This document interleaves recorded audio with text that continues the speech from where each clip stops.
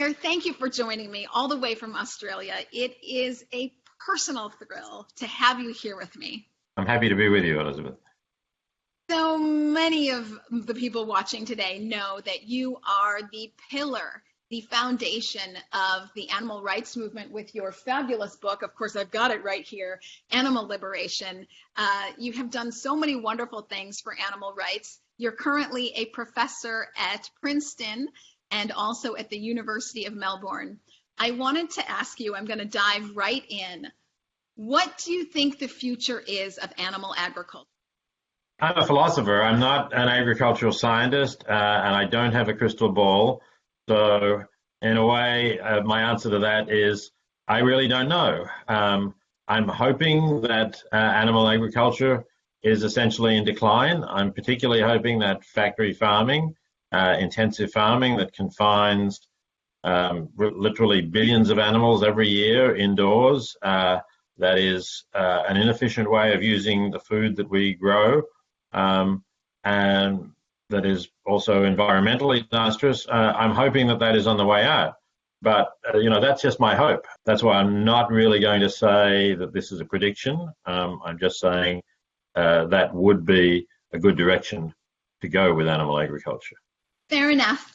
Your book, Animal Liberation, really popularized the term speciesism, but I think a lot of people still don't know what that is. It's not very common vernacular.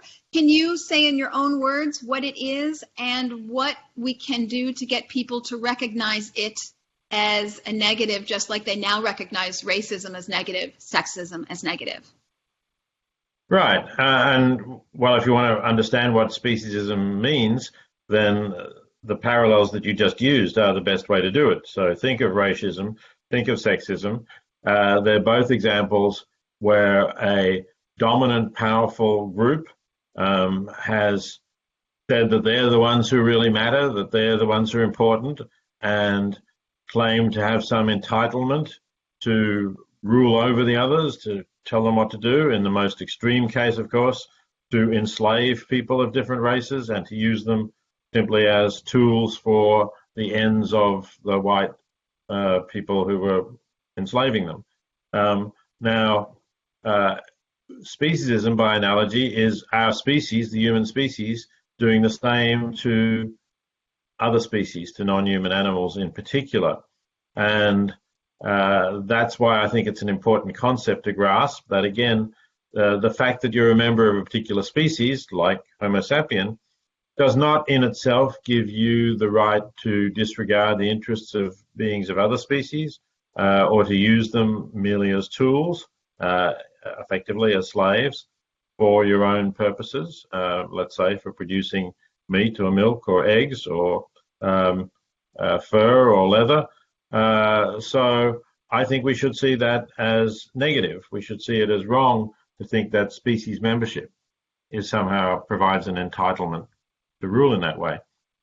How we get more people to see this as negative, I hope that we simply spread those ideas, that over many centuries our ethics has expanded. We maybe used to have a more tribal ethics where we didn't care much about people beyond our immediate tribe of a couple of hundred people whom we lived with. Gradually that's expanded outwards. We've reached the point where, at least officially, we say all human beings have rights. We have a universal declaration of human rights.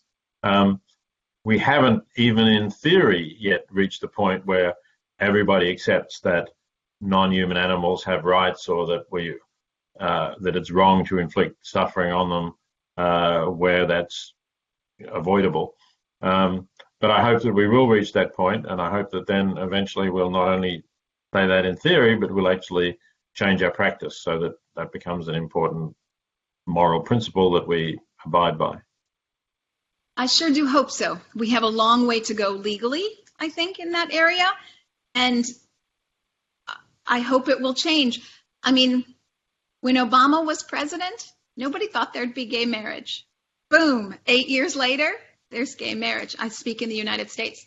So change that I didn't think would be swift was fast coming. So I just hope it goes that way for animals, that more people see the rights of animals. And certainly their right to not suffer, just as being an accepted right for all other animals, ourselves included. So, we're seeing more and more people learn what's going on in factory farms, and this was kept secret for so long. So now that people are kind of opening up to it, what do you think is the biggest thing that we need to tackle? Sheer education, just getting the word out, or how much of it is like big politics and big companies that we really need to take on politically, or just the indifference that people might have in that they're speciesist? Well, all of those, and also, of course, just habit. The fact that people's habits are hard to break, and in this case, the habit is something we do every day, 2 or 3 times a day. That is, we eat meat or other animal products without really thinking about it. So, in that sense, it's a more difficult change to bring about than accepting gay marriage, because accepting gay marriage only changes the lives of a small number of people, those who are gay and want to get married, or those who have family members in that situation. It's not everybody, and it's not something that changes your daily life about something that's as deep-rooted as what we eat. So it is going to take education, it is going to take politics, it is going to take corporate change, all of those things. But most essentially, I think we should start with individual consumers, because if individuals change what they buy, then the corporations are going to have to follow, right? Corporations can't stay profitable if they're producing a product that people are not buying. So we as consumers do have it within our power to make that change. If we do it ourselves and then spread the message to others, we can change things. We are more powerful than we imagine. If we just throw up our hands and say, well, big politics is too difficult to change, that politics is only big because it's based on what consumers are buying. Absolutely. I really want to get to my next question, which is what I'm so excited to be talking to you about. But before I do that, one quick little thing I want to just clarify. In the book Animal Liberation, you do talk a lot about animal experimentation, and you've been talking about that less lately and focusing more on talking about factory farms. And I wondered, had you shifted your position on animal experimentation, or it's just that you feel there's more headway to be made with factory farming now? Well, no, it's more that factory farming is just a much, much bigger issue. I mean, if you look at the numbers, right, I think numbers count. I think what we want to try and do is reduce suffering as much as we can. Now, if we talk about animals used in experimentation, let's just say we're focusing on the United States, it's hard to get really accurate figures. Government doesn't give us figures that include all animals used, but maybe it's 25 million, maybe it's 30 or 40 million. Those are big numbers, but they're not big compared to something like 9 billion, which is the number of animals who live on factory farms in the United States each year. So we're talking about hundreds of times more animals suffering on factory farms than suffering in experiments. And I think the suffering is just as bad, or often even worse, on factory farms, because the animals are not really individuals. There's just so many, 25,000 chickens in a single shed. Nobody really thinks of them as individuals. Nobody cares whether individual chickens live or die. They're not worth enough for people to have to worry about it. So that's why I've over the years focused less on the use of animals in research and more on the use of animals in the food industry. Thank you for that. Okay, so here's what I really want to ask you. Okay, so for all the people who are going to be watching this, we all agree with you, and we have been at the dinner table so many times or at the bar stool, whatever, having discussions with people, infuriating discussions about how people aren't thinking of animals as sentient beings, and from there the conversation just goes askew. So I would like your top tips, as many as you've got, on what's the best way to win the animal argument. And some of the examples, maybe it's just straight information, but maybe there's some tricks of the trade, like some humor or some jokes, or maybe it's being angry and militant. I don't know. What are your suggestions since you've been in this position so many times? Right, but of course, every situation is a little different. Every person you're talking to is a little different. There isn't any sort of simple rule that will work for everyone. I I wouldn't say I use humor a lot. I don't think animal suffering is a funny subject, and that doesn't seem to me appropriate. On the other hand, it's rare that really being angry is effective either. It can be. I mean, there can be situations where that will shock people into really looking differently at what they're doing when they're supporting the abuse of animals by buying animal products. But normally, I think you want to not come across as too fanatical or too extreme. That's off-putting. I think you want to encourage people to move in the right direction. And that might be for some people, some people are prepared to say, okay, well, I'm just going to switch from today when I'm eating all kinds of animal products to tomorrow I'm going to become vegan.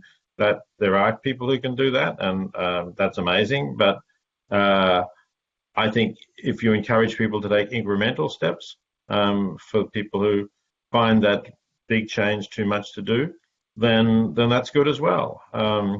So you can encourage people to try eating vegetarian or vegan meals 1 day a week and see how they like it. You can encourage them to cut back on the amount of animal products that they're eating. There's a lot of different strategies. One thing that I would certainly say, though, in talking about people cutting back is you do quite often meet people who say, oh, well, I don't eat red meat, which, of course, means that they're probably eating more chicken and less beef.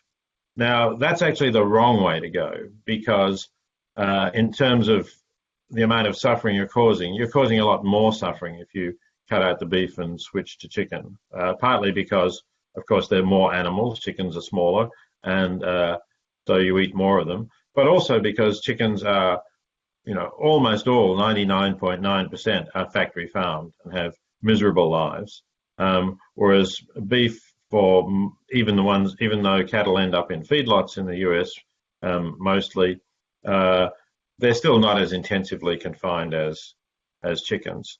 So just from an animal welfare point of view, if somebody says, oh, I don't eat red meat, I think you do need to talk to them about why they shouldn't be eating chicken. So what do you say, again, sort of the, sitting around the bar stool having a beer with friends, and then somebody says, well, that's just what I grew up on. That's what I know. What do you say to that? I'd probably say that that's not good enough. As you were saying before with regard to gay marriage, people who are of my generation anyway may have grown up with a lot of prejudices against gays. People used to make offensive jokes about gay people and just assume that there was somehow, there was really an awful thing to do. And obviously we've rethought that. Unfortunately, we've rethought that.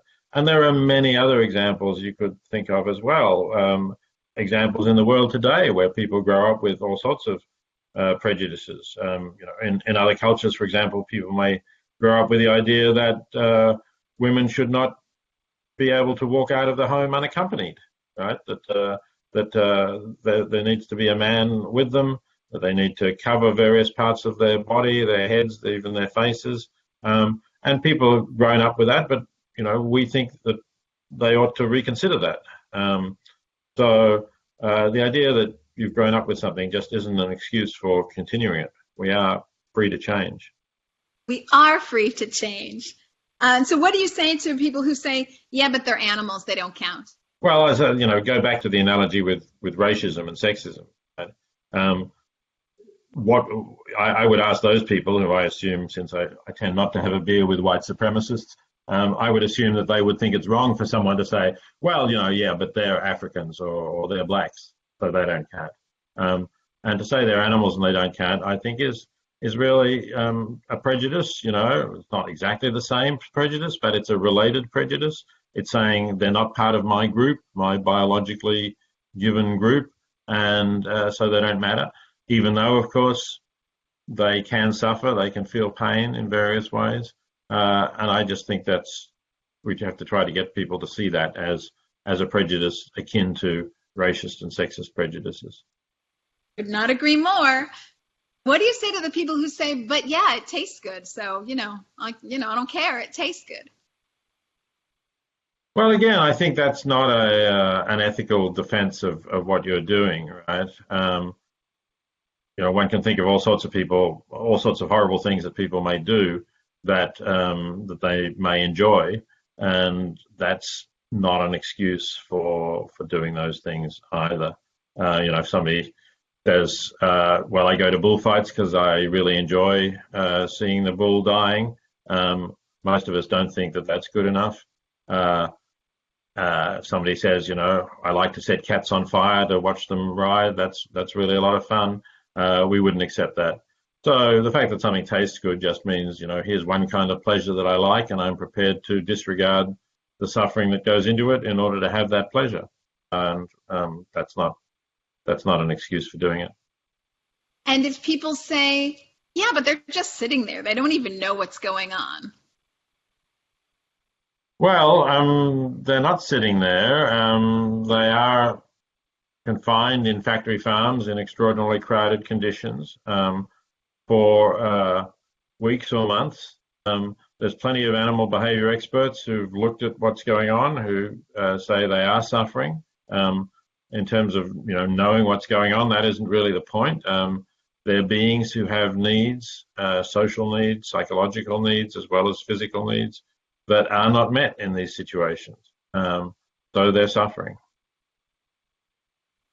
You have armed us with more stuff for barroom fodder. Thank you for that.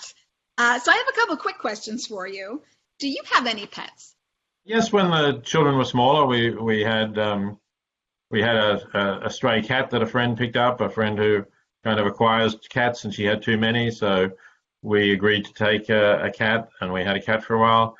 I've also had ex-laboratory rats as pets for the kids. Were very, very cute, charming animals. So we have, but after the kids grew up, it became too much of a responsibility, really. And I'm not an animal lover in that sense. I mean, I think that the way we treat animals is wrong. I think it's a serious moral injustice that we're carrying out. But I'm not somebody who's always, wanting to pat every dog that passes on the street or anything like that. It's not that kind of issue for me. I actually think that those are the most potent supporters, because it's not about a fuzzy love for them. It's about straight logic, straight compassion, be it animals or other species. And I think that is a very compelling argument for lots of people. I've interviewed many people who see it that way. So some quick questions here, right off the top of your head. What item are we always going to find in your fridge? Tofu. What is the go-to meal that you make at home that you can make really fast and you know how to make it and it's always good? The easiest fast thing to make is one of those Asian noodle soups, right? Because it's like 3 minutes. You basically have the noodles, you have some powder that you put in with it, and then if you've got some green veggies in the fridge, some broccoli or spinach or something like that, and a bit of tofu, you throw it in, and you've got a very fast, tasty, nourishing meal. So this one isn't a super fast question, but it is my last question. So what do you wish you knew 10 years ago that you now know? I guess I wish that I knew about this earlier, right? It seems pretty strange nowadays to think that here I was, 24 years old, a graduate student, already completed my undergraduate degrees, was a graduate student in Oxford, before I even knew that animals I was eating were indoors in factory farms. There was, no publicity about that fact. It was already happening in the 1960s, but there had been one book written about it, which was, absolutely a very small publisher, a minor hardly known, not widely reviewed, called Animal Machines by Ruth Harrison. I'd never heard of it until I met some friends who were vegetarian who told me about it. And to be a vegetarian then was a very unusual thing. You know, if you were, maybe some Hindus were vegetarian, but if you were not a Hindu, you know, to meet a vegetarian really just never happened. So, yeah, I'm sorry it took me till I was 24 years old to find out these things. And how did you find out then? Well, it was really an accident that I had lunch with somebody, with one of these other graduate students at Oxford. And the only choice you got for lunch, we ate at his college in Oxford, the only choice you got for lunch was a hot meal or a salad plate. And the hot meal was spaghetti with some kind of red-brown sauce on top of it. And he asked the person serving whether the sauce had meat in it. And when he was told it did, he took the salad. Well, I never took the salad because it just wasn't enough for me, really, a few pieces of lettuce and for lunch. But after we finished talking about whatever we were originally talking about, I said, so what's your problem with meat? And that's what started off the whole journey. Wonderful. So you had a friend initially who turned you on. Yeah, absolutely right. Wonderful. Well, thank you so much for speaking with me today, all the way from Australia. And I'll just say, Animal Liberation People, if you don't have it, of course, this is a must read for everybody. And for all the diehard vegans out there, thank you for everything you do. And thank you, Peter Singer, for being here today and speaking with me. Okay, Elizabeth, no problem. Nice talking to you. Bye.